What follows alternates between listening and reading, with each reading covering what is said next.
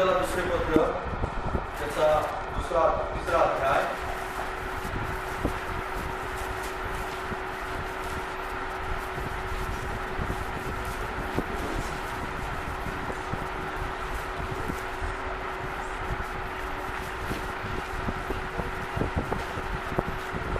एक पासून 8 पर्यंत आपण सगळेजण वाचणार. मी वाचणार आहे तुमच्यासाठी.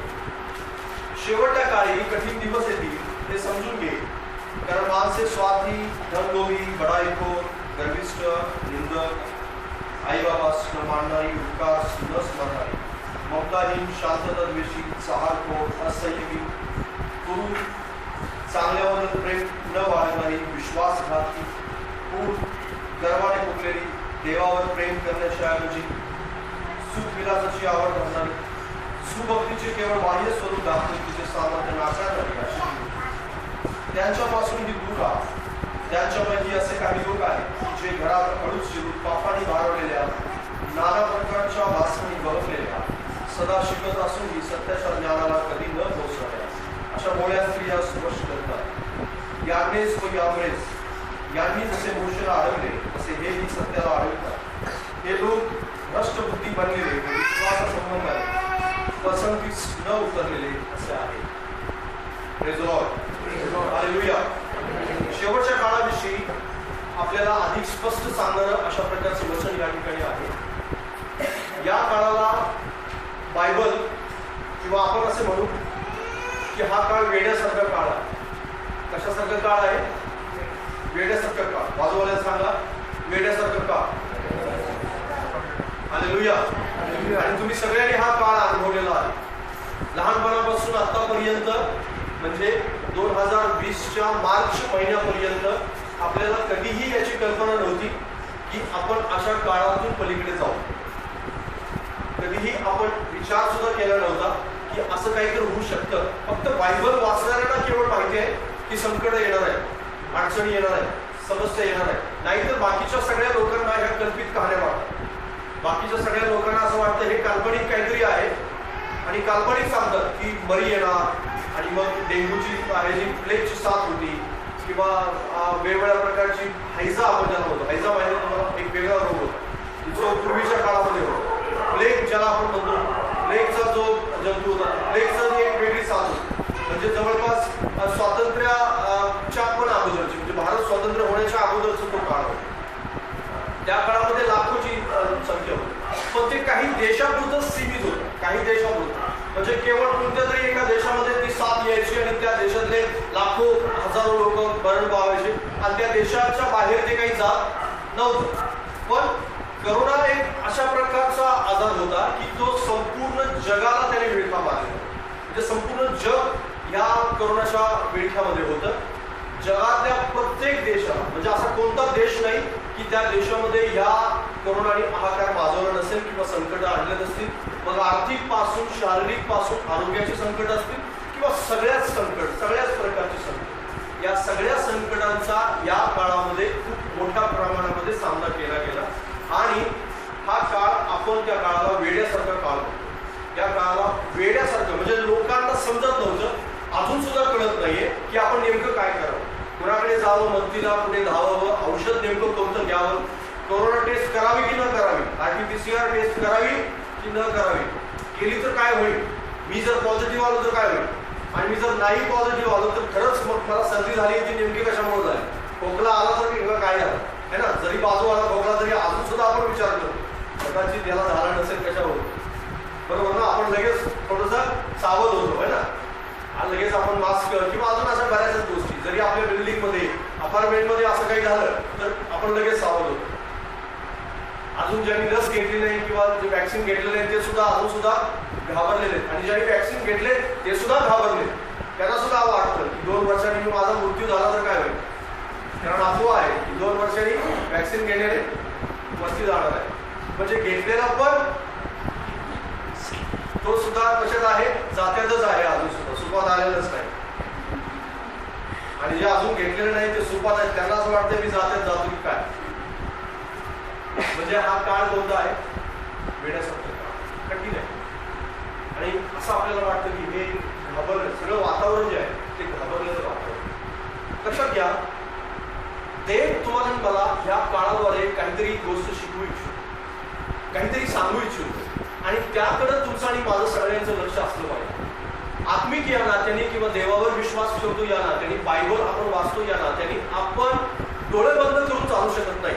तुम्ही असं म्हणू नका की काय जगाचं काय मला पडलेलं नाही, मी माझी प्रार्थना करतो, मी माझं बायबल वाचतो, मी सुरक्षित आहे, माझं कुटुंब सुरक्षित आहे, माझा बिझनेस माझं काम सुरक्षित आहे, मला जगाचं काही देणं घेणं नाही, असं म्हणून तुम्ही डोळे बंद करून चालू शकत नाही. भलेही आपण सुरक्षित आहोत, खूप चांगल्या प्रकारे प्रभूची कृपा आपल्यावर आहे, आपण जिवंत आहोत, आपण आजार विना आपण सर्व काही व्यवस्थित आपलं चालू आहे, याचा अर्थ देवाची कृपा आपल्यावरती आहे. असं नाहीये की देवाची कृपा आपल्यावर नाही, देवाचं प्रेम नाही, प्रीती नाही, त्याची प्रीती आपल्यावर आहे आणि तो आपल्याला मदत करत आहे, सहाय्य करत आहे, सगळ्याच गोष्टी व्यवस्थित चालू आहेत. याचा अर्थ या काळाचा मी भाग नाही असं नाही, या काळाचा आपण सगळेजण भाग आहोत. या जगातून आपण अजून निघून गेलो नाही आणि या जगामध्ये आपण अजून आहोत. याचा अर्थ या सगळ्या काळाचा परिणाम तुमच्या आणि माझ्यावर थोड्याफार फरकाने होणार आहे. हा काळ तुम्हाला आणि मला काहीतरी सूचित करत आहे, काहीतरी दाखवत आहे, काहीतरी प्रदर्शित करत आहे आणि आपण सावध व्हावं यासाठी आपल्याला जागे करत आहे. आणि ते केवळ फक्त आवाज देऊन जागे करत नाही, तर हलवून जागे करत आहे. हालेलुया. कसं जागे करत आहे? हलवून जागे करत आहे. हालेलुया. बाजूवाले म्हणा जागा हो आता. शेवट संदेश संपेपर्यंत तुम्ही जागा करणार आहात शेजाऱ्या. हालेलुया. कारण देव तुम्हाला मला काय करतोय? जाग करतोय, सावध करतोय. या काळामध्ये जे चालत होते ते रांगायला लागले, जे रांगत होते झोपलेले, आणि जे झोपले होते ते गेलेले, राहिलेच त्यांच्याकडे देवाण घरात तेवढंच नाही. जे धावत होते ते चालायला लागले. म्हणजे लोकांना जागा करण्यासाठी परमेश्वराने हा काळ आणला होता. पण बऱ्याच लोकांच्या बाबतीत असं झालेलं आहे की त्यांचं आध्यात्मिक जीवन किंवा त्यांचं आत्मिक जीवन हे कुठेतरी संपत चाललेलं आहे किंवा थांबलेलं आहे किंवा बंद झालेलं आहे किंवा त्याच्याकडे त्यांनी पूर्णपणे डोळ्याझाप केलेले आहे किंवा काही जण इतके पास्त जागे झालेले की ते अतिशय म्हणजे त्यांना प्रार्थनेशिवाय दुसरं काही सुचत नाही. हालेलुया. Praise the Lord. जसे काही लोक कोरोनाच्या बाबतीत अगदी सावध असतात आहे ना, तशा प्रकारे ते आत्मिक रीतीने सावध आहे. काही लोक सावध असणार नाही. पाहिले नाही की तुम्ही आजूबाजूला कधी वॅक्सिनच्या पहिल्या दिवशी काहींनी वॅक्सिन घेतलेलं, ते अतिशय सावध होते. असं नाहीये की ते घेऊ नये, घ्यायला हवं, पण पहिल्याच दिवशी घेतलं. ते वॅक्सिन घेणं नाही घेणं तो वेगळा मुद्दा आहे, पण पहिल्या दिवशी घेतलं. अगदी दिवसातून 10 वेळा ते सॅनिटायझर लावल्याशिवाय कोणतंही काम करत नाही. बाहेर गेले तर सॅनिटायझर लावून नेमकं काय होतं माहित नाही, पण लावतात मात्र खरे, हात धुतात पण अजून खरे. आणि मग मास्क आणि इतर अशा बऱ्याचशा गोष्टी. सावध राहायला नको असं मी म्हणत नाही, सावध राहायला हवं, पण वेगळ्या गोष्टीत सावध आहे. काही ज्यामध्ये सावध व्हायला हवं होतं, ज्यामध्ये जागे व्हायला हवं होतं त्यामध्ये जागे झाले नाही, पण इतर वेगवेगळ्या गोष्टींच्या मध्ये जागे झाले. एका फॅमिलीला मी ओळखतो की जे या काळामध्ये अतिशय सावध झाले किंवा या काळामध्ये अगदी थोडं जरी म्हणजे सर्दी झाली, खोकला झाला, म्हणजे नॉर्मली आपण म्हणतो की बाबा ठीक आहे सावध औषध वगैरे घ्यायला हवे, पण ते या काळामध्ये इतके सावध झाले की कोणत्याही आजाराच्या बाबतीत इतके कॉन्शियस झाले. त्याला आपण कॉन्शियस म्हणतो, नुसते कॉन्शियस झालेले. थोडं जरी काय झालं त्यांच्या फॅमिलीतल्या कुठल्या मुलाला तर ते अगदी दवाखान्यामध्ये जातात आणि मग औषधं आणतात आणि ज्यांच्या घरामध्ये सर्वांना उत्तम आणि चांगल्या प्रकारे प्रभूनं आरोग्य दिलं होतं त्यांच्या घरातले सगळेजण आज कुठल्या ना कुठल्या तरी रोगाचं औषध खातात. त्यांना आठवण करून द्यावीशी वाटते की बाबा रे या बाबतीत सावध व्हायचंच नव्हतं. देवांची इच्छा होती की तू सावध व्हावं, गुढघ्यावरती यावं, तू प्रार्थना करावी है ना. त्यांच्या फॅमिलीत एक व्यक्ती निघून गेली, तर त्यामुळे ते इतके सावध झाले. त्यांना असं वाटलं की आता आपण सगळ्यांनी आपली ट्रीटमेंट करून घेतली पाहिजे. मग सगळ्यांनी फुल बॉडी चेकअप करून घेतला, म्हणजे अगदी लहान बाळा सुद्धा फुल बॉडी चेकअप केला. त्यांना असं वाटलं की लहान बाळा सुद्धा काय, मग त्याला पण व्हिटॅमिनच्या गोळ्या, व्हिटॅमिनचे इंजेक्शन आणि असं बरंच काय काय सगळं काही देऊन टाकलं, चालू केलं. पण देव तुम्हाला मला या बाबतीत सावध करू इच्छित नाही. हे करू नये असं मी म्हणत नाही किंवा तुम्ही डॉक्टर्स आणि इतर अशा प्रकारच्या औषधांच्या बाबतीत सजग राहू नये, सावध राहू नये असं माझं म्हणणं नाही. तो विषय वेगळा आहे. पण मला तुम्हाला हे सांगायचं आहे की आपल्याला परमेश्वर वेगळ्या काहीतरी गोष्टीच्या बाबतीत सावध करू शकतो. हालेलुया. देव काहीतरी वेगळं तुम्हाला आणि मला सांगू इच्छितो, निर्देश त्याचे जे आहेत ते निर्देश वेगळ्या प्रकारचे निर्देश आहेत. तुम्ही ते कॉन्सेप्ट कसं घेतले हे मला ठाऊक नाही, पण तुम्ही ते निर्देश घ्यावेत असं प्रभूला वाटतं. आणि ह्या शेवटच्या काळाविषयी पौल आपल्याला तिमोथेकराच्या पत्रामध्ये आपल्याला तो अतिशय चांगल्या प्रकारे ह्या शेवटच्या काळामध्ये सांगत आहे.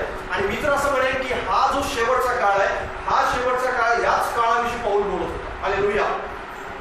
ज्या काळाविषयी तिमोथेला तो सांगत होता तो काळ तेव्हा नाही, तर आता हा खूप चांगल्या प्रकारचा समर्पक असा काळ आहे की ज्या काळामध्ये अशा प्रकारची आवश्यकता आहे. कारण या काळात येशूला नाकारणारी, बरबाला स्वीकारणारी माणसं आहेत. हालेलुया.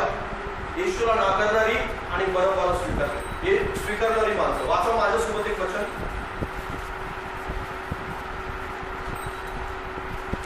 मत्तयाचं सुसमाचार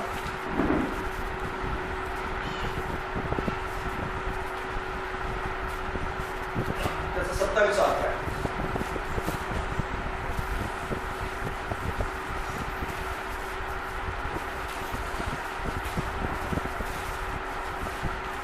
आणि त्याच्या 19 वचनापासून मी वाचतो. मत्तय 27:19 पासून पुढे. तो न्यायासनावर बसला असता त्याच्या पत्नीने त्यास निरोप पाठवला, त्या नीतिमान मनुष्याच्या बाबतीत आपण करू नये, कारण आज स्वप्नात त्याच्यामुळे मला फार यातना झाल्या. इकडे मुख्य याजक वडील यांनी बरबाला मागून घ्यावे, येशूचा नाश करावा म्हणून लोक समुदायाचे मन मिळवले. सुभेदाराने त्यास विचारले, तुम्हाकरता ह्या दोघातून कोणाला सोडून द्यावे अशी तुमची इच्छा आहे? ते म्हणाले, बरबाला. पिलाताने त्यास म्हटले, तर ख्रिस्त म्हटलेल्या येशू चे मी काय करावे? सर्व म्हणाले, त्याला वधस्तंभावर चढा. Hallelujah. Hallelujah. Praise the Lord. लक्षात घ्या, हे अतिशय चुकीचा असणारा त्या ठिकाणचा लोकांचा निर्णय होता. ऍक्च्युली देवाची इच्छा होती की येशू ख्रिस्त क्रूसावर खेळला जावा, पण लोकांची जी मेंटॅलिटी आहे किंवा लोकांची जी मानसिकता आहे ती मानसिकता मी तुम्हाला समजावून सांगेन. आज तो काळ आहे की ज्या काळामध्ये विश्वासणारे ही धार्मिक माणसाला नाकारून अधार्मिकतेचा स्वीकार जास्त करणारी आहे. या ठिकाणी दोघं जण होते, येशू ख्रिस्त होता आणि एक बरब्बा होता की जो तुरुंगामध्ये आहे. भलेही बरब्बासाठी प्रभू येशू ख्रिस्त क्रूसावरती गेला आणि जगातल्या प्रत्येक बरब्बासारख्या असणाऱ्या प्रत्येक पापी माणसासाठी प्रभू येशू ख्रिस्त क्रूसावरती गेला. पण तो लोकांचा जो निर्णय होता की बरब्बाची मागणी करणं आणि येशूचा नाकार करणं, ही जी मानसिकता आहे त्या मानसिकतेचा मात्र प्रभू येशू ख्रिस्त किंवा देव द्वेष करतो. आणि तीच मानसिकता आज ह्या जगामध्ये आपल्याला चारी बाजूला दिसते, बघायला मिळते. लक्षात ती मानसिकता कोणती आहे की आध्यात्मिक गोष्टीचा नाकार करणं, आध्यात्मिक गोष्टीला बाजूला करणं आणि जे वाईट आहे त्याचा मात्र अतिशय चांगल्या प्रकारे मन भरून स्वीकार करणं आणि मन लावून ऐकणं त्याचं किंवा त्याच्यापासून काही प्राप्त होईल का याची अपेक्षा बाळगत राहणं. पण तशा प्रकारे काही होणार नाही. तेच लोक होते हे की ज्यांनी येशू ख्रिस्ताजवळून शिक्षण घेतलं होतं, येशू ख्रिस्ताचं स्वागत केलं होतं आणि डाव्या हातात घेऊन ते म्हणाले होते की होसांना प्रभूच्या नावाने येणारा धन्यवादित असो. आणि तेच ते लोक होते की जे येशू ख्रिस्ताने दिलेल्या भाकरीतून त्यांनी खाल्लं होतं. आणि तेच ते लोक होते की ज्यांनी चमत्कार पाहिले होते. तेच ते लोक होते की येशू ख्रिस्ताने केलेल्या वेगवेगळ्या प्रकारच्या गोष्टी पाहिलेल्या होत्या.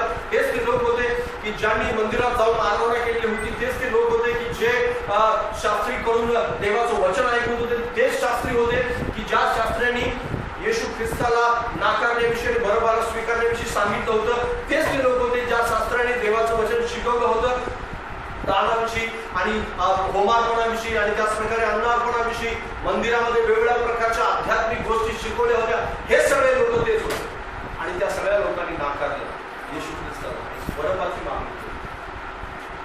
आजकाल बरबाची मागणी करणारे तुम्हाला आजूबाजूला भरपूर जण मिळतात. आज हे काळ तुम्हाला मला दर्शवत आहे की ह्या मेंटॅलिटीतून किंवा ह्या मानसिकतेतून तुम्ही आणि आपले सगळेजण बाहेर आलो. वाईटाचा त्याग आपण केला पाहिजे, वाईटाचा स्वीकारणं. हालेलुया. हालेलुया. बऱ्याच वेळेस वाईट हे आपल्याला अतिशय गोड वाटतं है ना, कारण आपल्याला असं वाटतं की ते तात्कालिक लाभ देणार असतं. तात्कालिक, कारण हे जो काळ आहे तो काळ आपल्याला तात्कालिक लाभाविषयी, मला आज काय मिळणार हे मला फक्त सांग. आजकालची मेंटॅलिटी कशी झालेली आहे, मला आज काय मिळणार, उद्याचं भविष्याचं स्वर्ग कोणी पाहिलेला नाही. मी पाहिला नाही, तुम्ही पाहिला नाही, पण स्वर्ग कोणी पाहिला नाही तर स्वर्ग अस्तित्वातच नाही. या मेंटॅलिटी पर्यंत आजची पिढी आलेली आहे. म्हणजे काय, बाप दाखव नाही तर श्राद्ध कर, लगेच आपल्याला लगेच त्या गोष्टी करायच्या. आपल्याला असं वाटतं की हे जर नाही दिसलं तर निश्चित अर्थाने आपल्याला ते नाहीच अशा प्रकारे आपण लगेच अशा प्रकारचा गैरसमज करून घेतो आणि त्यामुळे तसंच जगू इच्छितो. ही जी पिढी आहे ती पिढीची मानसिकता जी आहे की आपल्याला लगेच हवं आहे किंवा इन्स्टंट हवं आहे. जर लगेच आपल्याला मोबाईलमध्ये क्लिक केल्यानं लगेच उघडला पाहिजे. बटन दाबून पासवर्ड टाकण्याची आपल्याला सवय राहिलेली नाही. आपल्याला इतकं क्विक झालेलं आहे आपण सुपर कम्प्युटरच्या जगामध्ये वावरतो. कोणत्या काळामध्ये वावरत म्हणजे जो कम्प्युटर आहे साधारण कम्प्युटरपेक्षा असं म्हटलं जातं की 100 पटीनं अधिक स्पीड असणारा कम्प्युटर त्याला सुपर कम्प्युटर म्हणतात. आणि या सुपर कम्प्युटरच्या स्पीडमध्ये आपण वावरू इच्छितो आपल्या सगळ्यांना. आणि आध्यात्मिक बाबतीत सुद्धा तेच वातावरण आलेलं आहे. आणि त्यांना असं वाटतं की सगळं काही इन्स्टंट व्हावं, सगळं काही चांगल्या प्रकारे व्हावं, सगळं काही माझ्या मनासारखं व्हावं, सगळं काही मी इच्छिले त्याप्रमाणेच व्हावं, सगळं काही मी प्रार्थना मांडलेले त्याप्रमाणेच व्हाव्या, सगळं काही मी मागणी केले त्याप्रमाणेच व्हावं. आणि तसं जर झालं नाही तर देव वाईट आहे, धार्मिकता वाईट आहे, सगळ्या काही गोष्टी माझ्या हितासाठी नाही अशा प्रकारे केलं जातं. म्हणूनच हा काळ वाईट मानसिकतेतून बाहेर येण्याचा काळ आहे. हालेलुया. जसं मी सुरुवातीला सांगितलं की हा काळ सावध होण्याचा काळ आहे, तशा प्रकारच्या वाईट मानसिकतेतून बाहेर येण्याचा हा काळ. बाजूला सांग की वाईट मानसिकतेतून बाहेर येण्याचा हा काळ आहे. चांगले ते स्वीकार, वाईटाचा द्वेष कर. बाजूला सांगा आपण सगळेजण असं असायला हवं, वाईटाचा द्वेष करणारे आणि चांगले ते स्वीकारणारे. बरब्बाला नाकारणारे ते लोक नव्हते, बरब्बाला स्वीकारणारे, बरब्बाची मागणी करणारे नव्हते. बरब्बा हा गुन्हेगार होता, दरोडेखोर होता, मारामारी केल्यानंतर आणि वेगवेगळ्या प्रकारचे गुन्हे केल्यानंतर त्याला तुरुंगात टाकण्यात आलेलं होतं. आणि अशा प्रकारच्या व्यक्तीची मागणी करणं हे त्यांच्यासाठी खूप घातक होतं. तो नंतर बाहेर येऊन काय काय घडवणार आहे किंवा काय कृत्य करणार आहे या सगळ्या गोष्टी त्यांना ठाऊक नव्हत्या. पण त्या गोष्टीची कल्पना नसताना सुद्धा किंवा त्या गोष्टीचा विचार न करता त्यांनी तात्कालिक फायदा पाहिला आणि तात्कालीन शास्त्री आणि पुरुषांना खुश करण्यासाठी आणि त्या ठिकाणी असं सांगितलेलं आहे पिलाताने सुद्धा जनतेला खुश करण्यासाठी तो निर्णय दिला. हालेलुया. Praise the Lord. म्हणजे एकमेकांना खुश करण्यासाठी ते सगळेजण काय करत होते, वारत होते. ते जे वातावरण होतं ना ते वातावरण वाईट मानसिकतेचं वातावरण होतं. आणि आज जो काळ आहे ना तो अशाच प्रकारचा काळ आहे वाईट मानसिकतेचा. आणि या काळामध्ये आध्यात्मिक माणसांनी आपण सर्वांनी सावध व्हायचं नाहीये केवळ आपल्याला सावध होऊन चालणार नाही तर वाईटाचा द्वेष आपण करायलाच पाहिजे. हालेलुया. हालेलुया. हालेलुया. वाईटाचा द्वेष आपण करायलाच पाहिजे आणि चांगलं ते स्वीकारलंच पाहिजे. आपण वाईटाला आपण नाकारलंच पाहिजे. आपण असं म्हणू शकत नाही त्याच्यासोबत मी जीवन जगू शकतो, त्याच्यासोबत आपण नाही जगू शकतो. हालेलुया. जगासोबत आपण जगू शकतो पण वाईटासोबत आपण जगू शकतो. त्याचा द्वेष करणं आपण शिकलो ते मागणार नाही तर त्याचा द्वेष करणारे आपण असलं पाहिजे. हालेलुया. पवित्र गोष्टीला नाकारणारे आणि वाईटाला स्वीकारणारे आज हे जग आहे आणि त्या गोष्टीतून तुम्हाला मला बाहेर आलं पाहिजे. जर आपण बाहेर येणार नाही तर लक्षात घ्या हा काळ आपल्याला खाऊन टाकेल, कारण हा वेड्यासारखा काळ आहे. हालेलुया. हा कोणता काळ आहे? वेड्यासारखा काळ. या काळामध्ये तुम्ही जर अगदी सोजवळ बनून राहाल सैतानाच्या बाबतीत, मी तुम्हाला पुढे पण जाऊन सांगणार सैतानाच्या बाबतीत आपण नेमकं कसं राहावं. जर तुम्ही सोजवळ बनून राहाल तर निश्चित अर्थाने तुम्ही कधी पाडले जाल. जसं मी सुरुवातीला सांगितलं धावणारे चालतायत, चालणारे रांगतायत, रांगणारे झोपलेत आणि झोपलेले निघून गेले. मग तुम्ही कुठल्या कॅटेगरीत आहात हे लक्षात घ्या. तुम्ही धावणारे आहात, चालणारे आहात, बसलेले आहात, झोपलेले आहात किंवा निघून जायचं तयारीत आहात.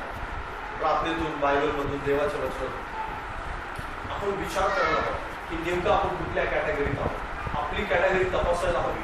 जर तुम्ही वाईटाचा द्वेष करणार नाही तर लक्षात घ्या येणारा काळ तुम्हाला संपवून टाकेल. तुमची आध्यात्मिकता कधी संपेल हे तुम्हाला सुद्धा कळणार. हालेलुया. बऱ्याच लोकांची संपलेली मी या काळामध्ये पाहिलेली. हालेलुया. बऱ्याच लोकांची म्हणजे जे खूप मोठे स्ट्रॉंग बिलिव्हर्स होते किंवा स्ट्रॉंग अगदी आत्मिकतेमध्ये होते त्यांना असं मी पाहिलं तर असं वाटायचं हा किती पुढे जातो आत्मिकतेमध्ये काय माहिती. पण आज त्याला प्रार्थना करायला जड जाते. त्याला असं वाटतं 5 मिनिट बसू शकत नाही मी देवाजवळ, मी 10 मिनिटं बायबल नाही वाचू शकत, एक अध्याय वाचायला मला कठीण झालं. का ह्या स्थितीपर्यंत आले? कारण काळ त्याला खाऊन टाकला. वाईटाचा द्वेष करायचं त्यांनी बंद केला, चांगलं स्वीकारायचं बंद केलं आणि म्हणून वाईट स्वीकारत गेले आणि वाईटच आज त्याचं जीवन बनवून गेलं. हालेलुया. Praise the Lord. असं का होतं हे एका दिवसात होत नाही. लक्षात हे व्हायला काळ जातो. हा जो काळ आहे हा काळ तुमचा आणि माझ्यासाठी सावध होण्याचा काळ, वाईटाचा द्वेष करण्याचा हा काळ, हा काळ लढाईचा काळ आहे. हालेलुया. हा काळ लढाईचा काळ. का लढाईचा काळ आहे सांगा बरं. बायबल असं सांगतं, जसं जसं शेवटचा काळ जवळ येईल तशा प्रकारे सैतानाला मोकळं सोडलं जाईल. काय केलं जाईल? सैतानाला मोकळं सोडलं जाईल. रोज त्याला सैतानाला काय अधिक अधिकार दिला जाईल. अधिक जगामध्ये कार्य करण्यासाठी त्याला जास्त मोकळीक मिळेल, जास्त कार्य करण्यासाठी त्याला उत्साह येईल, किंवा जास्त कार्य करण्यासाठी त्याला जशा प्रकारे एक प्रकारे आपण असं समजून चालू की ह्या शेवटच्या काळामध्ये जसं येशू ख्रिस्त आल्यानंतर मंडळीला उचललं जाईल, आणि मंडळीला उचलल्यानंतर एकाच रात्रीतून ख्रिस्त विरोधक किंवा एकाच रात्रीतून जो या जगातला अधिपती आहे तो एकाच रात्रीतून बाहेर येणार नाही. हळूहळू त्याची लक्षणं जी आहेत ना ती दिसायला चालू होतील जगामध्ये. हालेलुया. हळूहळू त्याची लक्षणं जी आहेत, म्हणजे ख्रिस्त विरोधकाची लक्षणं असतील, किंवा जो जगाचा ह्या अधिपती आहे त्याची लक्षणं असतील, किंवा सैतानाचं जे 7 वर्षाचा महासंकटाचा काळ जो चालणार आहे त्या काळासाठी आवश्यक असण्याची जी तयारी आहे त्या सगळ्या तयारीला सुरुवात झालेली आहे. लक्षात घ्या. आणि ही जी तयारी आहे ती तयारी आतापासूनच तुम्हाला ह्या 2 वर्षामध्ये असेल, किंवा इथून पुढे जो काळ येशू ख्रिस्तापर्यंत येशू ख्रिस्त येण्यापर्यंतचा असेल तोपर्यंत जी तयारी कंटिन्यू चालत राहणार. Praise the Lord. हालेलुया. तुम्ही असं समजू नका की अशा प्रकारची तयारी चालू नाही. जसं तुम्ही कदाचित प्रार्थना करत असाल, बायबल वाचत असाल, तुम्ही आध्यात्मिक जीवन जगत असाल, तिकडे सैतानाचं पण कार्य चालू आहे, तिकडे सैतानाचं पण युद्ध चालू आहे. ते रोज चर्चा करतायत त्याच्या दूतासोबत की आज ह्याला पापात पाडण्यासाठी काय करावं, आज ह्याचं माइंड डायव्हर्सन करण्यासाठी काय करावं, ह्याची प्रार्थना बंद करण्यासाठी काय करावं, याचं बायबल वाचन बंद करण्यासाठी काय करावं, चर्चला जाणं बंद करण्यासाठी काय करावं, वाईट ह्याच्या जीवनामध्ये घुसण्यासाठी काय करावं, कुठून एक छोटासा पॉईंट मिळेल की त्याच्यामध्ये या सगळं काय घुसवलं नाही, एक घुसवलं की सगळं ऑटोमॅटिक घुसलं जाईल. हालेलुया. Praise the Lord. त्याचं काम कंटिन्यू सुरू आहे. तुम्ही त्याला इतकं लाईटली घेऊन चालणार नाही, कारण जितका हा काळ येशूच्या आगमनापर्यंत सरकत जाईल तितकं त्याला जास्त मोकळीक मिळेल, तितकं त्याला जास्त मोकळं सोडलं जाईल, तितकं त्याच्या कार्याची तयारी फास्ट गतीनं सुरू होईल. कारण त्याला ठाऊक आहे माझा काळ अंतकाळ जवळ आहे. त्याला चांगल्या प्रकारे ठाऊक आहे की मी संपणार आहे लवकरच, मला माझा अंत केला जाणार आहे, मला मारलं जाणार आहे, मला कायम 1000 वर्षासाठी 1000 वर्षासाठी मला अतिशय दाबून ठेवलं जाणार आहे. तोपर्यंत मला अतिशय फास्ट गतीनं कार्य केलं पाहिजे. जशा प्रकारे एका कार्याची डेडलाईन जवळ येते, डेडलाईन्स, तोपर्यंत एखादा मनुष्य कसा सावध होतो, डेडलाईन्स आली म्हणून तशा प्रकारे त्याची डेडलाईन जवळ आलेली आहे, म्हणून तो कार्य फास्ट गतीने करत आहे. हालेलुया. हालेलुया. आणि देवाची लोक मात्र बेसावधपणे त्यांना असं वाटतं ठीक आहे निवांत, तुम्ही रिलॅक्स, काही टेन्शन घ्यायची गरज नाही, माझ्यासोबत प्रभू आहे, माझ्यासोबत येशू आहे, माझ्यासोबत माझ्या घरात बायबल आहे, मी 2 मिनिटांची प्रार्थना करून शांत झोपी जातो. आणि बायबलमध्ये लिहिलेलं आहे की सगळं भरभार माझ्यावर टाक आणि शांत झोपी जा. Praise the Lord.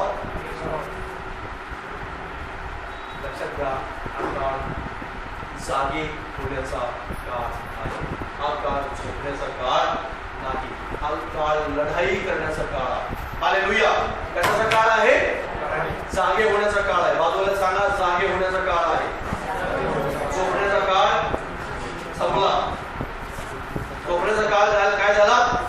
संपला. आता इथून पुढे तुम्ही झोपू शकत नाही. आत्म्यामध्ये जर झोपाल तर तुम्ही संपाल. लक्षात घ्या, तुम्ही कधी वाईटाकडे झोपले जाल हे तुम्हाला सुद्धा कळणार नाही, तुम्हाला सुद्धा समजून येणार नाही की तुम्ही कधी देवाच्या वचनापासून लांब गेले, कधी चर्च पासून लांब गेले, कधी या सगळ्या आत्मिक गोष्टी तुमच्यामधून संपल्या आणि प्रभू येशू ख्रिस्त येईल आणि त्याच्या लोकांना घेऊन जाईल. कारण सैतान त्याचं काम अतिशय फास्ट गतीने, अतिशय खूप स्पीडनी आणि त्याच प्रकारे सामर्थ्य लावून, सर्व प्रकारचं सामर्थ्य खर्चून, आणि त्याला माहिती आहे मी मोकळा आहे, मी कार्य करणार, आणि म्हणून विश्वासणाऱ्यांनी सुद्धा आपण सावध झालं पाहिजे आणि म्हटलं पाहिजे मी सुद्धा कार्य करणार आहे. हालेलुया. हालेलुया. मी जर कार्य करणार नाही तर देव दुसऱ्या कोणाचं जीवन करतो. हालेलुया. देव दुसरं कोणाकडून तरी करून घे आणि तो म्हणेल की ठीक आहे, तू आत्मिक लढाई करू शकतो, तू माझ्यासोबत चल, मी तुझ्यासोबत लढाई करायला तयार. हालेलुया. Praise the Lord.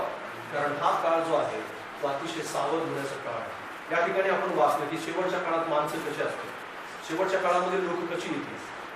बऱ्याच लोकांना असं वाटतं की मी दुखणाईत आहे, तर मला सहानुभूतीची गरज आहे. ही सहानुभूतीची गरज ज्याचा काळ नाहीये. लक्षात घ्या.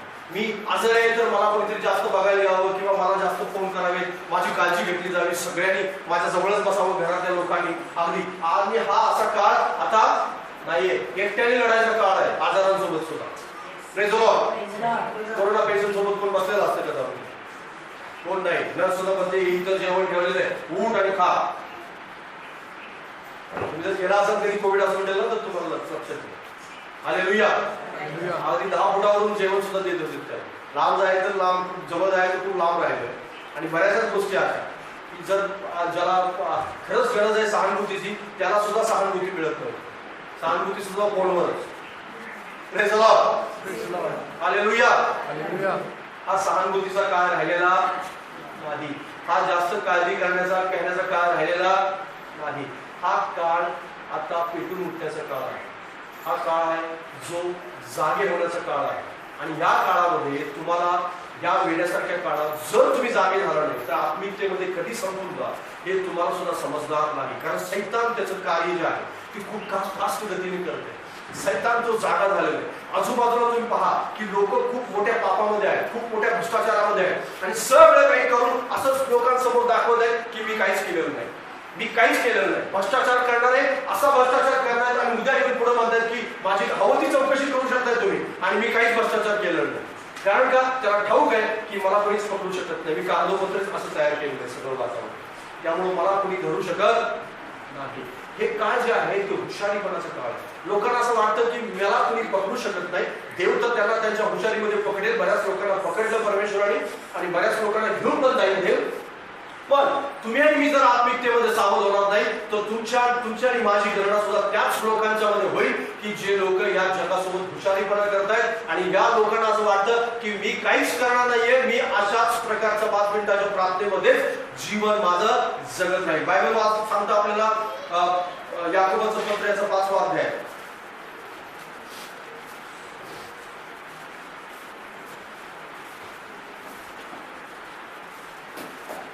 याकोबाचं पत्र 5वा अध्याय 13वा वचन.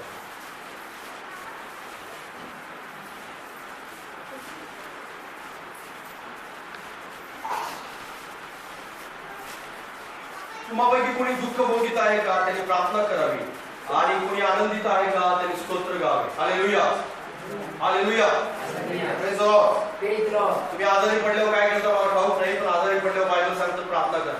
हालेलुया. ज्यावेळेस तुम्ही संकटात असता तुम्ही काय करता मला ठाऊक नाही, पण संकटात बायबल प्रार्थना करायला सांगतो. बायबल संकटामध्ये रडायला सांगत नाही तर बायबल लढायला सांगतो. बायबल हे ज्यावेळेस तुम्ही अडचणीत असता, ज्यावेळेस तुम्हाला नाकारले गेलेलं असतं, ज्यावेळेस तुम्ही बाजूला फेकले गेले असता, ज्यावेळेस तुम्ही देवापासून लांब गेला असं तुम्हाला वाटतं, त्यावेळेस तुम्ही रडत बसावं किंवा त्यावेळेस तुम्ही दुःख करावं, त्यावेळेस तुम्ही वाईटाला कुरवाळावं किंवा वाईटाला स्वीकारावं असं देवाला वाटत नाही. तर तुम्ही गुढघ्यावर यावं आणि परमेश्वरा जो विनंत्या कराव्या, परमेश्वरा जो प्रार्थना कराव्या असं बायबलला वाटतं. आणि म्हणून या काळामध्ये जर सैतान सर्व प्रकारे मोकळा सोडला गेलेला आहे, सैतान जर त्याचं कार्य फास्ट गतीने करत आहे, सैतान जर वेगवेगळ्या प्रकारची त्याच्या कृत्या वापरत आहे तुमच्या विरोधात किंवा विश्वासणाऱ्यांच्या विरोधात, या जगाविरोधात, आणि या शेवटच्या काळामध्ये त्याचा जो शेवटचा थोडासा काळ राहिलेला असं त्याला वाटतं आणि तो फास्ट गतीने जर काम करत आहे तर विश्वासणाऱ्यांनी तुम्ही आणि मी सुद्धा आपण खूप फास्ट गतीने जागृत व्हायला हवं आणि म्हणायला हवं की प्रभू मी सुद्धा जागा झालेला आहे, मी प्रार्थनांच्या मध्ये जागा झालो,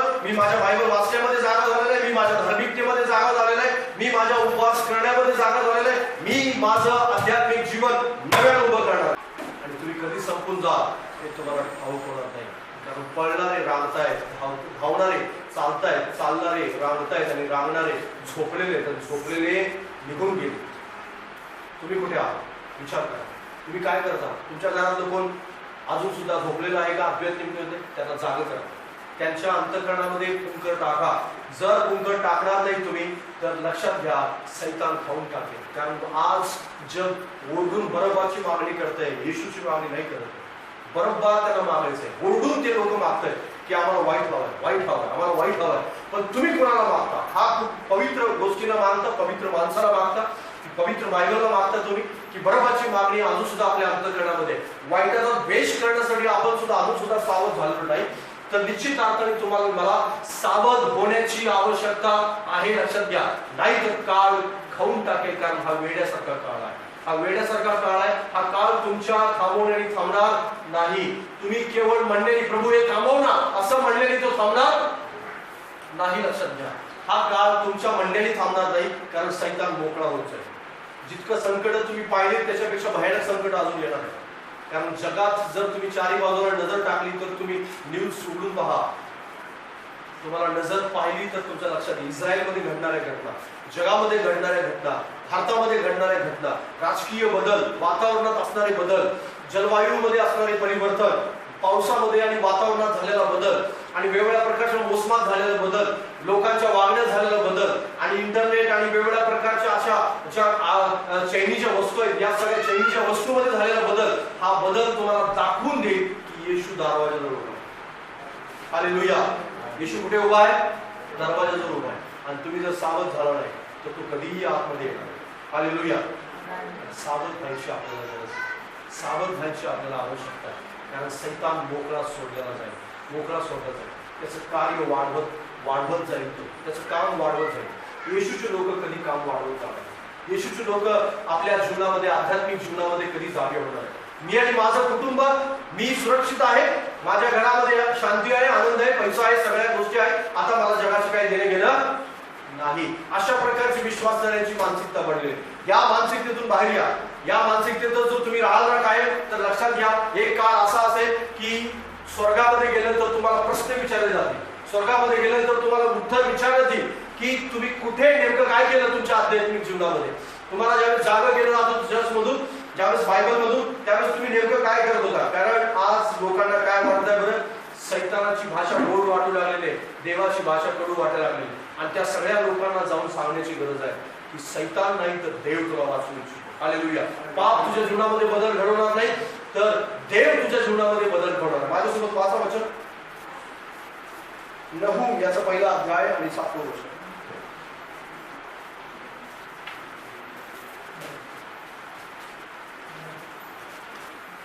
नहूम संदेशापैकी पुस्तक आहे. योना, मिका, नहूम.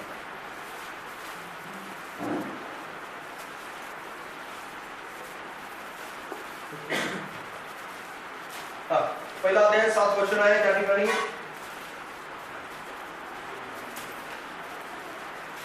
बायबल त्या ठिकाणी सांगतं, परमेश्वर चांगला आहे, विपत्काळी तो शरण दुर्ग आहे, जे त्याचवर भाव ठेवतात त्यास तो ओळखितो. हालेलुया.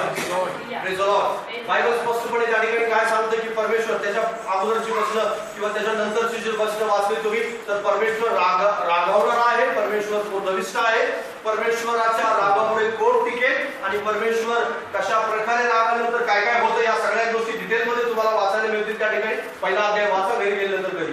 आणि बायबल त्या ठिकाणी स्पष्ट सांगतं परमेश्वर रागावणारा आहे किंवा रागी नाही, याच्याबरोबर तो मंदक्रोध सुद्धा आहे. आणि परमेश्वर त्याला जे ओळखतात त्या सगळ्यांच्यावरती कृपा करणारा आणि त्या सगळ्यांची काळजी घेणारा सुद्धा. हालेलुया. जर तुम्ही सावध झाले तर तुमची काळजी घेणार आहे, जर तुम्ही नाही सावध झाले तर तो तुमच्यावर रागावणार. हालेलुया. मग तुम्ही सावध व्हायचं की तुम्ही रागवून तुम्हाला परमेश्वराच्या रागाला सहन करायचं, हे तुमच्या हातामध्ये आहे. तुम्ही ठरवणार आहात स्वतः की मी माझ्या जीवनामध्ये देवाच्या रागाला सामोरे जाणार आहे, मी देवाच्या क्रोधाला सामोरे जाणार आहे, देवाच्या त्या विपरीत अशा गोष्टींना सामोरे जाणार आहे, सैतानाच्या हमल्याला सामोरे जाणार आहे, का देवाच्या कृपेच्या वेष्टनामध्ये राहून मी देवाचं गौरव करणार आहे. हालेलुया.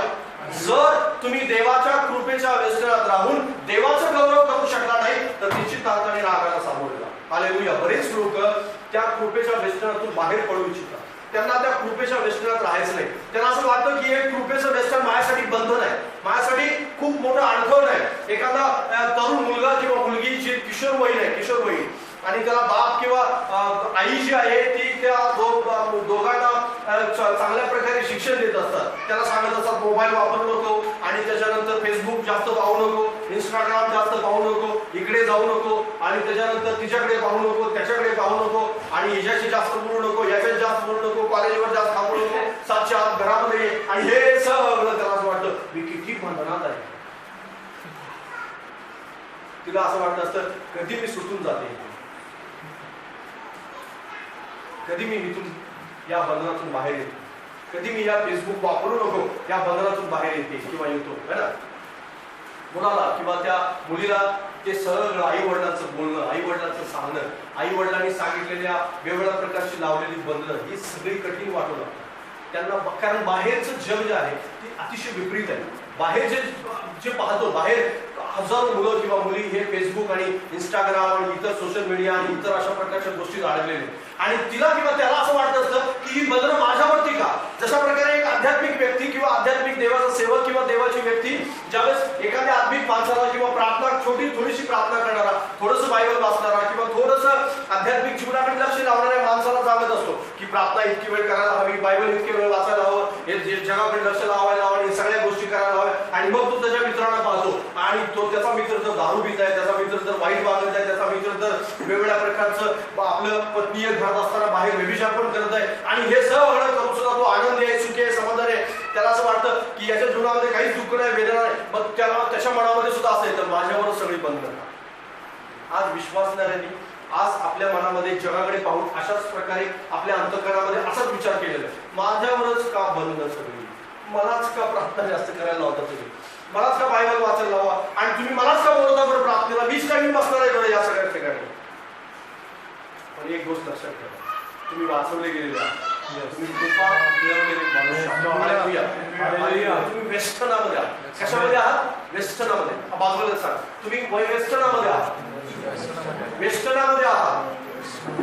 ज्यावेळेस एक मुलगी किंवा एक मुलगा, तरुण किशोरवयीन जो मुलगा बापाचं किंवा आईची आज्ञा मानतो ना, लक्षात घ्या ती वेस्टर्नामध्ये असते. एक मुलगी किंवा मुलगा वर्जिन राहून जर आपलं लग्नापर्यंत वर्जिन राहून जर त्या व्यक्तीसोबत जे आई वडिलांनी निवड केली किंवा समाजाने निवड केली, देवाने निवड केली, त्या व्यक्तीसोबत लग्न करत असेल ना, तर त्याची वेस्टर्न असताना त्याचा आनंद त्याच्या लाईफ पर्यंत म्हणजे लाईफ टाईम म्हणजे मरेपर्यंत त्या व्यक्तीला तो मिळत असतो.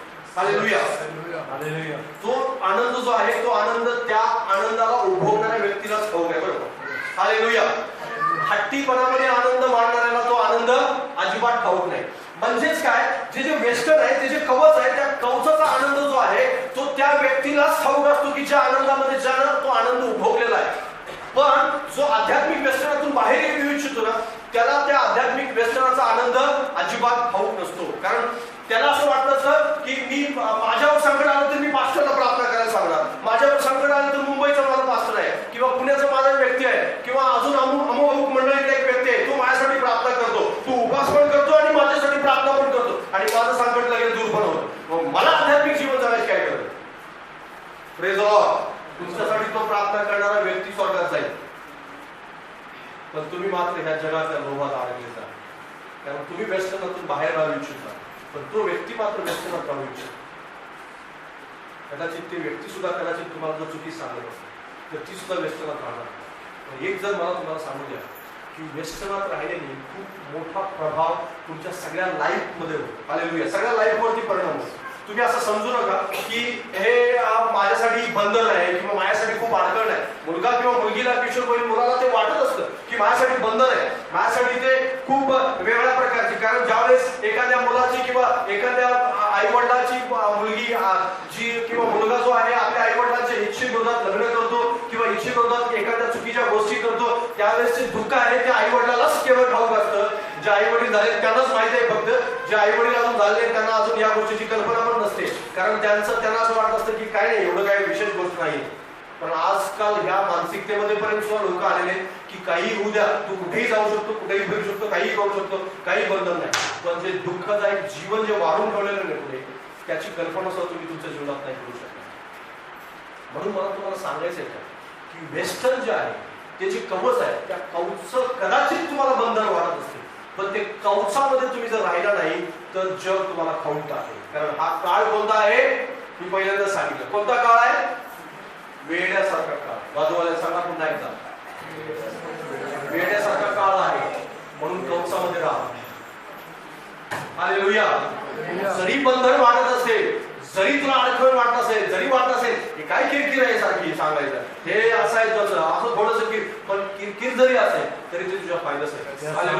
हालेलुया. आध्यात्मिक जीवनाच्या वाढीसाठी आता कदाचित तात्कालीन तुम्हाला फायदा नाही कळणार त्याचा, आजचा तात्कालीन फायदा नाही कळणार, आता तात्कालिक त्या गोष्टी नाही करणार. मी सुद्धा ज्यावेळेस कॉलेजमध्ये होतो त्यावेळेस मला सुद्धा असंच वाटायचं की आई वडील काहीतरी कुरकुर सांगतात, हे सांगतात, ते सांगतात, बऱ्याच अशा गोष्टी, आणि मी मात्र ते कधीच मनावर घेतलं नाही.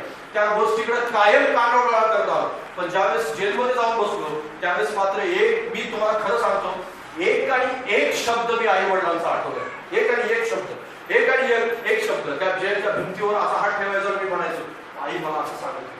मग मी इकडे जायचो, इकडे हात ठेवायचा, म्हणायचो पप्पा मला असं सांगायचं. रोज मला आठवायचं. तो एकच वाटी भात खाताना रोज आठवायचं. ती जळलेली चपाती इकडून तिकडं सूर्य दिसणार, ती चपाती खायला त्यावेळेस आठवायचं, अरे आई मला असं सांगत. ऐकलं असतं तर आज इकडे. एक आणि एक शब्द देवाने आठवण करून की या सगळ्या गोष्टी घातक आहेत. ज्यावेळेस आपण ऐकत नाही त्यावेळेस आपल्याला तात्कालिक असं वाटत असतं हे बंद आहे. हे सांगतात किरकिर माणसाची. आध्यात्मिक माणसं किंवा आध्यात्मिक लोक ज्यावेळेस एखादा उपदेश आपल्याला देतात, किंवा बायबल जरी सकाळी उठल्यानं तुम्ही आणि सकाळी बायबल वाचलं आणि कदाचित एखादा असा शब्द की जो तुमच्या अंतःकरणाला भेदून जाणार आहे, तो तुमच्या बायबलमधून परमेश्वराचा आत्मा किंवा पवित्र आत्मा तुमच्याशी बोलला, लगेच काही लोक लगेच बायबल घट्ट बंद करणार आहे. कारण आज मला ह्या गोष्टीत पडायचं नाही, हा विचारच नाही करायचा, हे नको आज. म्हणजे तुमच्या बाबतीत असं झालं की नाही मला ठाऊक नाही. बऱ्याच लोकांच्या बाबतीत असं होतं, कारण त्यांना बंधनं नको आहे. त्यांना थोडंसं ते कवच आहे, ते कवच नको आहे. पण ज्याला बंधनं नको आहे त्याला कवच पण तो त्यांना नाकारलेलं आहे. लक्षात ठेवा, ज्याला वेगवेगळ्या प्रकारची जे सांगितलेलं निर्देश आहे किंवा मार्गदर्शन आहे, जो मार्गदर्शन ऐकत नाही त्याला त्या कवचामध्ये राहण्यास सुद्धा अधिकार नाही. देवच त्याला बाहेर काढतो. जशा प्रकारे बायबल त्या ठिकाणी सांगितलंय की क्रोधाला तुम्हाला सामोरं जायचंय की त्याच्या कृपेला सामोरं जायचंय, हे तुमच्यावरती अवलंबून. हालेलुया. ह्या काळात कृपा पण आहे आणि क्रोध पण आहे, दोन्ही पण गोष्टी आहेत. हालेलुया. आहे की आहे.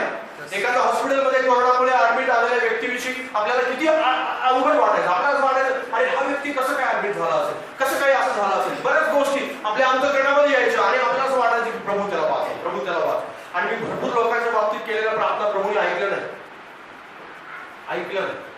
एक व्यक्ती अशी होती त्याच्याविषयी मला या काळामध्ये फोन आला आणि ऍडमिट होते दवाखान्यात, आणि त्यांना सांगितलं, त्यांनी मला सांगितलं की आता शेवटचा घटका आहे, डॉक्टर सांगितलं 2 दिवस नंतर निघते आणि आता इथून पुढे ते जाणार आहे.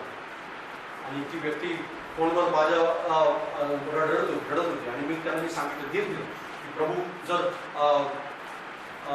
प्रभू काम करेल, मी प्रार्थना करतो तुमचं. पण मला प्रभूने आठवण करून दिलं की अर्थ करणार की त्याला सांग स्पष्टपणे, ज्यावेळेस हात मारत होतो त्यावेळेस तू मला आवाज दिला नाही, आता काय होणार नाही, ते माझ्यावरती अवलंबून. आणि मी खरं सांगितलं प्रभू, मी सांगितलं मी प्रार्थना करतो खरी, पण काय होईल मला ठाऊक नाही. कारण देवाने कृपा केली तर जीवन राहील, नाही कृपा केली तर देवाची इच्छा, मला ठाऊक नाही. आणि देवाने कृपा नाही केली, ती व्यक्ती गेली नाही. वाईट वाटतं त्यांच्याबद्दल मला. पण एक गोष्ट आहे लक्षात घ्या, तुमच्या आणि माझ्या हातामध्ये की आपल्यावर कृपा व्हावी की आपल्यावरती राग व्यक्त करावा परमेश्वर. हालेलुया. कुणावरती अवलंबून आहे ते? तुमच्या आणि माझ्यावरती. जर तुम्ही आज बंधनं नाही घालून घेतली, जर तुम्ही आज कवचामध्ये नाही राहिला, जर आपल्यावरती व्यसन ते अवलंबलं नाही, तर निश्चित अर्थाने तुम्ही त्या व्यसनातून बाहेर जाल, कवचातून बाहेर जाल.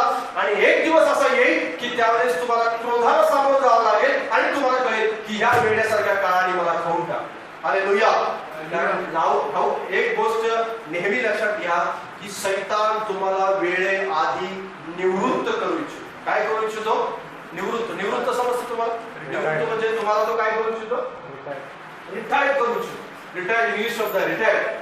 तुम्हाला काय करू इच्छितो? तो रिटायर्ड करू इच्छितो. तुम्हाला त्याला असं वाटतं की वेळेआधी ह्या माणसाला धार्मिकता सोडून द्यावी, वेळेआधी आणि देवाचं गौरव सोडून द्यावं, वेळेआधी या सगळ्या गोष्टी बंद कराव्या, वेळेआधी त्यांनी प्रार्थना बंद कराव्या, वेळेआधी ह्या सगळ्या बंद कराव्या. कारण येशू येण्याच्या अगोदर जर ह्यानं बंद केलं तर येशू सोबत आला. हालेलुया. हालेलुया. कारण तुमच्या आणि माझ्याविषयी जर देवाला ठाऊक आहे तसं तुमच्या आणि माझ्याविषयी सैतानाला पण चांगल्या प्रकारे ठाऊक आहे. कुणाच्या बाबतीत कशा प्रकारे त्याला कसं पकडावं, कसं डायव्हर्ट करावं, काय गोष्टी कराव्या, हे सगळं त्याला ठाऊक आहे. जर तुम्ही व्यसनात राहिला आहे का, जर तुम्ही प्रार्थनेत नाही का, जर तुम्ही बंधनात नाही राहिला, जर तुम्हाला ती बंधनं कठीण वाटू लागली, जर तुम्हाला असं वाटेल की हे सगळं किरकिर आहे, हे सगळं नको आहे, हे सगळं नको आहे, तर निश्चित अर्थाने तुम्ही फेकले जाल आणि वाईट काळ तुम्हाला खाऊन टाकेल आणि वेळेआधी तुम्ही रिटायर व्हा. हालेलुया. हालेलुया. रिटायर व्हायचं आहे की तुम्हाला कंटिन्यू काम करायचं, हे तुमच्या हातामध्ये. रिटायर व्हायचं आहे की परमेश्वरासोबत जीवन जगायचं, एक भरपूर जीवन. बायबल सांगतं देव जीवन द्यायला आलेलं आहे. येशू ख्रिस्त जीवन द्यायला आला आणि तेही विपुलपणे द्यायला. हालेलुया. हालेलुया. केवळ जीवन नाही तर ते विपुलपणाचं जीवन, ज्याला भरपूर जीवन म्हटलेलं आहे, किंवा जे भरपूर आहे, ज्या गोष्टीत भरपूरच्या बाबतीत म्हणजे काय की सगळं काही खूप पुरून उरेल इतकं. जशा प्रकारे बायबल सांगतं की ज्या तुम्हाला असं पदरी घालण्यात येईल की जे भरून सांडेपर्यंत. हालेलुया. कशा प्रकारे भरून सांडेपर्यंत तुम्ही बंधनं स्वीकारली तर तुमच्या जीवनामध्ये अशा प्रकारचं सामर्थ्य तुम्ही अनुभवाल की तुमचा जो आशीर्वाद आहे ते भरून सांडणार आहे. हालेलुया. तुमच्याजवळ येणारं जे जीवन आहे, तुमच्याजवळ येणारं जे आरोग्य आहे ते भरून सांगणार आहे. हालेलुया. जर तुमच्यावरती बंधन किंवा व्यस्त नाही स्वीकारलं तुम्ही तर काळ खाऊन टाकणार, कारण हा काळ वेड्यासारखा. तुम्ही थांबला म्हणून हा काळ थांबणार नाही. तुम्ही प्रार्थना बंद केली म्हणून तू सुरू करतोस तोपर्यंत मी वाट बघतो असं सैतान म्हणणार नाही. तू चर्चला जात नाही, ठीक आहे, मग मी विश्रांती घेतो थोडे दिवस असं सैतान म्हणणार. तो विश्रांती घेत नाही बरं कधीच. तो विश्रांती कधीच घेत नाही. आवरीत काम करणार तो आहे. हालेलुया. आणि म्हणून तुम्ही सुद्धा आवरीत जागं राहिलं पाहिजे. आपल्या अंतःकरणामध्ये असं म्हटलं पाहिजे की प्रभू मी विश्रांती घेणार नाही. आध्यात्मिक बाबतीत नाही, तुझ्या आज्ञा पाळण्याच्या बाबतीत नाही, तुझं गौरव करण्याच्या बाबतीत नाही, तुझी महिमा करण्याच्या बाबतीत नाही, पवित्र जीवन जगण्याच्या बाबतीत नाही, कोणत्याही बाबतीत मी विश्रांती घेणार नाही. मी कंटिन्यू रोज ते करत राहील. आणि एक दिवस माझ्या जीवनामध्ये असं असेल की येशू येईल त्यावेळेस मी उचलणार. हालेलुया. कारण आज सगळ्या बाजूने देव निर्देश करत आहे. काय करताय निर्देश? की हा काळ खाऊन टाकेल, खाऊन टाकेल. जर तू सावध झाला नाहीस तर खाऊन टाकेल. मी तुम्हाला सांगितलं की सावध व्हा, सावध व्हा, जागे व्हा, सावध व्हा, जागे व्हा. आणि जर जागे झाला नाही तर त्या व्यसनात तुम्ही कधीच राहणार नाही. व्यसन आहे तुमच्याबरोबर, कवच आहे. तुमच्यासाठी कोणीतरी प्रार्थना करते लक्षात घ्या. म्हणून तर तुम्ही या ठिकाणी बसलेला आहात. हालेलुया. तुमच्यासाठी कुणीतरी गुडघे झिजवलेले आहेत म्हणून तर तुम्ही इथे बसलेला आहात. तुमच्यासाठी कुणीतरी देवाजवळ खूप रथबंध्या केल्या, खूप विनंत्या केल्या म्हणून तर तुम्ही या ठिकाणी बसलेले आहात. आणि तुमच्या आजूबाजूला सुद्धा जे आध्यात्मिक नसताना सुद्धा किंवा आध्यात्मिक जीवन जगत नसताना सुद्धा जर काहीतरी त्यांच्या जीवनामध्ये चांगलं होत आहे याचा अर्थ असा आहे की त्यांच्यासाठी सुद्धा कुणीतरी प्रार्थना करत आहे. पण त्या प्रार्थनांची उत्तरं ठराविक मर्यादेपर्यंतच मिळणार आहे, त्या मर्यादेच्या बाहेर मिळणार नाही जर ते सावध झाले नाही. आणि म्हणून त्यांना सुद्धा जागे व्हायला सांगा. तुम्ही सुद्धा जागे व्हा. बायबल सांगतं की तू उभा राहिलास, तू मजबूत झालास म्हणजे आपल्या भावाला पण जाग. हालेलुया. बायबल काय सांगतं? तू मजबूत झालास म्हणजे आपल्या भावाला पण जाग कर. जर तुम्ही मजबूत झालेला आहात आत्मिकतेमध्ये, तुम्हाला असं वाटतं मी मजबूत आहे, मी प्रार्थनेमध्ये खूप पवित्रपणे जीवन जगत आहे, मी येशूच्या येण्याविषयी सावध झालेला आहे, तर तुमच्या भावाला सुद्धा जागरूक करणे ही तुमची जबाबदारी आहे. हालेलुया. देवानं जे माझ्या मनात टाकलं ते मी तुमच्या मनामध्ये टाकलेलं आहे. देवानं जे मला सांगितलं मी ते तुम्हाला सांगितलंय की वेड्यासारखा काळ आहे, जागरूक व्हा, सावध व्हा. जर ह्या वेड्यासारख्या काळात तुम्ही जागरूक झाला नाही तर हा काळ तुम्हाला खाऊन टाकेल. कारण हा रिटायर करायला सैतान आलेला आहे. वेळे आधीच काही लोकांना तो काय करू इच्छितो? रिटायर करू इच्छितो. वेळेआधी. तुमचा वेळ आलेला नसताना सुद्धा. जशा प्रकारे व्हॉलंटरी रिटायरमेंट काही लोक काय व्हॉलंटरी रिटायर ठाऊक आहे तुम्हाला की समजा 58व्या वर्षी रिटायर होणार आहे तर तो 50व्या वर्षी काय घेतो? व्हॉलंटरी रिटायर घेतो. म्हणजे त्याला काय करायचं आहे? आपल्या फॅमिली सोबत काही काळ घालवायचा आहे, काही काळ आनंदामध्ये घालवायचा आहे, काही त्याला फिरायचं आहे, बाहेर जायचं आहे, काहीतरी अशा प्रकारे. पण आध्यात्मिक माणसं सुद्धा अशा प्रकारे काही लोक थोड्या काळासाठी रिटायरमेंट घेतात आणि त्यांना असं वाटतं की मी रिटायर घेऊन थोडंसं जगात फरफेटका मारून घेतो. पण जगात फरफेटका मारायला गेलं तिकडेच राहिला तो, तिकडेच जाणार तो इकडे परत येऊ शकत नाही. लक्षात घ्या. कारण तो कधीही, कारण तो काळ जो आहे, ते जग जे आहे ते त्याला खाऊन टाकणार. कारण जग तुम्हाला फक्त आला म्हणून आलाच काय ठीक आहे चाललाच का जा असं म्हणणार जग नाही. आलाच का तू माझा जायच बघा, तू तिकडचा नाहीस अशा प्रकारे जग म्हणतो. आणि तसं होऊ नये तुम्ही अशी देवाची इच्छा, प्रभूची इच्छा. आणि म्हणून माझ्यासोबत एक शेवटचं वचन वाचन बंद करूया. स्तोत्र संहिता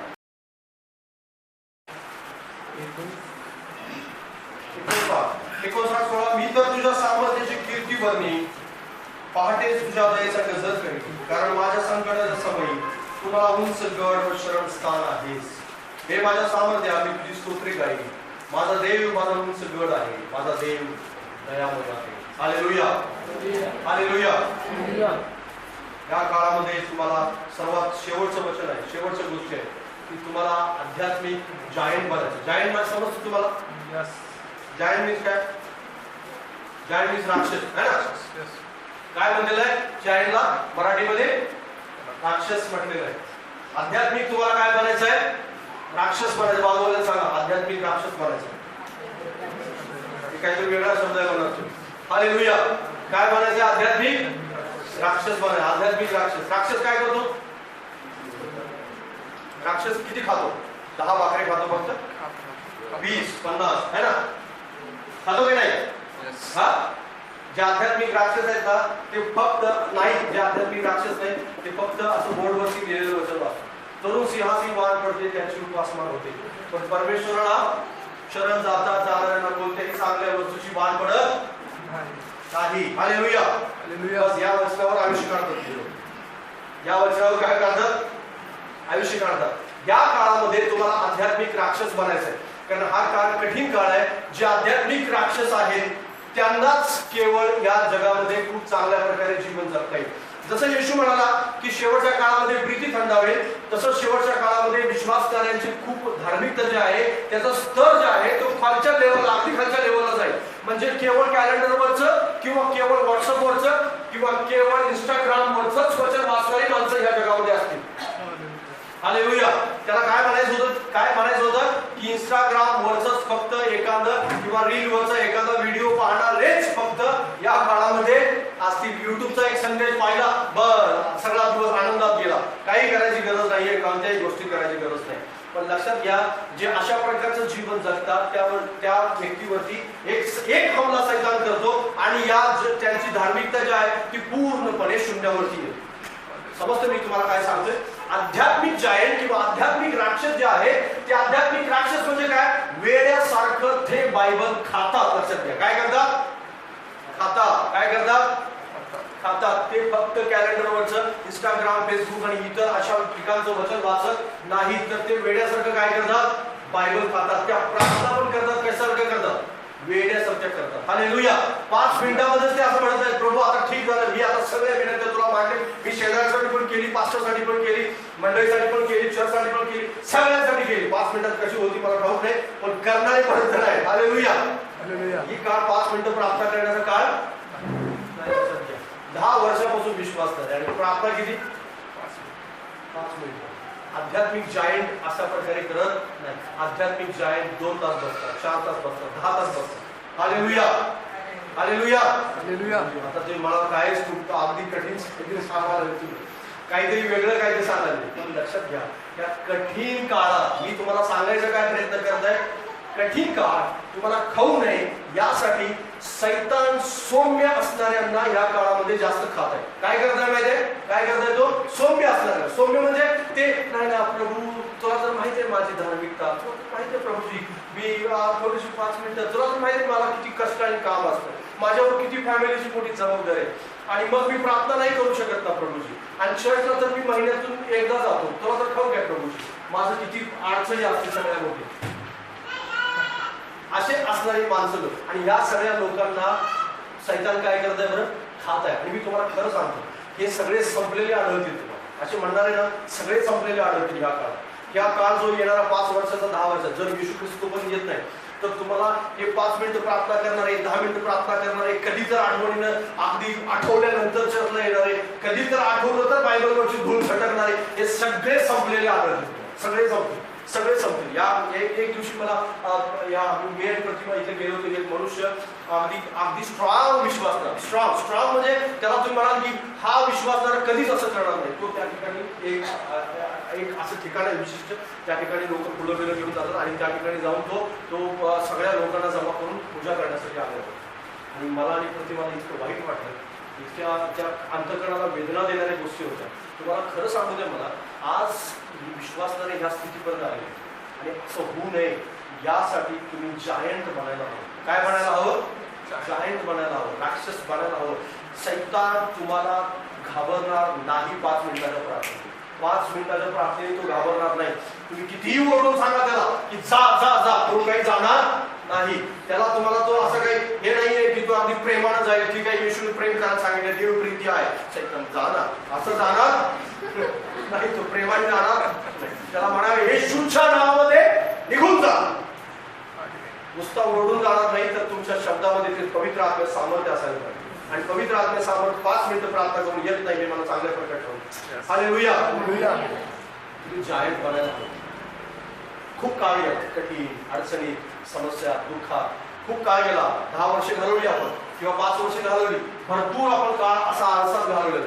आता जागृत व्हा आणि लवकरात लवकर देवासमोर जा. देवाला म्हणा की प्रभूजी माझं हृदय मी तुझ्या हातात सोडतो, मी जायंट बनण्यासाठी तयार आहे. आजपासून मी जायंट बनणार आहे. आजपासून मी अशा प्रकारची प्रार्थना करणार आहे, असं आध्यात्मिक जीवन जगणार आहे की सैतानाला हरवताना पण भीती वाटली पाहिजे. हालेलुया. सैतानाला माझ्यावरती हमला करताना पण भीती वाटली पाहिजे. सैतानाला असं वाटलं पाहिजे की याच्यावर हमला केल्यानंतर हा माझ्यावरती काय हमला करेल मला ठाऊक नाही, हा किती प्रार्थना करेल मला ठाऊक नाही. लक्षात घ्या, या काळामध्ये मला मात्र परमेश्वराने ही गोष्ट शिकवली, जितकं सैतान हमला करेल त्याच्यावर दुप्पट हमला करायचा असेल तर तुम्हाला जास्तीत जास्त गुडघ्यावरती यावं लागेल. हालेलुया. तुम्ही त्याच्यावर केवळ शब्दाने हमला करू शकत नाही. जर तुम्हाला सैतानाला हरवायचं असेल तर सगळ्यात मोठं काम कोणतं आहे? प्रार्थना. तुमची प्रार्थनाच त्याला हरवू शकते. तुमच्या प्रार्थनेतच त्याचा पराजय आहे. तुमच्या आध्यात्मिक जीवनातच त्याचा पराजय आहे. तुमच्या आध्यात्मिक गोष्टींमध्येच त्याचा पराजय आहे. तुम्ही त्याला पराजित करण्यासाठी तुमचं वागणं आणि तुमचं केवळ बोलणं त्याला पराजित करू शकत नाही. आणि या सगळ्या संदेशाचं कन्क्लुजन हे आहे की तुम्ही आपल्या जीवनामध्ये आपल्या अंतःकरणामध्ये सावध व्हावं, जागृत व्हावं आणि म्हणावं प्रभूला की प्रभू मी जागृत झालेलो, मी सावध झालेलो, मी हा वेड्यासारख्या काळात हरवून जाणार नाही, मी हरवणार नाही. जग हरवेल मला माहित नाही, पण मी हरवणार नाही, माझं फॅमिली हरवणार नाही. आणि जे कोणी हरवले त्यांना मी उठण्यासाठी पुन्हा मदत करेन. कारण मी केवळ रांगणार नाही, झोपलेला नाही, मी बसलेला नाही, मी चालणार नाही, तर मी धावणारा अजून. हालेलुया. हालेलुया. हालेलुया.